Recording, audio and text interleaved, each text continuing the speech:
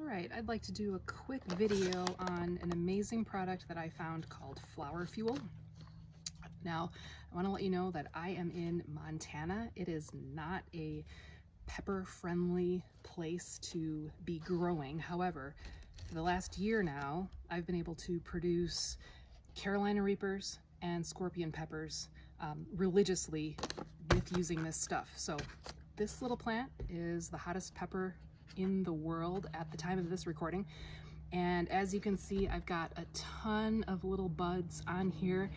This may not look impressive, but this has been an indoor grow all winter long. This is the first time it's really been outside. Thanks to Flower Fuel, I have been able to get this to bud out nicely. I have also grown scorpion peppers with this stuff. After the plant gets about a foot high is when you want to start mixing the Flower Fuel in with your water, okay?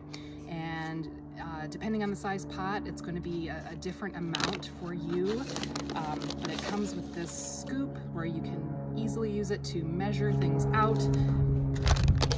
This will yield a fantastic amount of hot peppers in the coming months.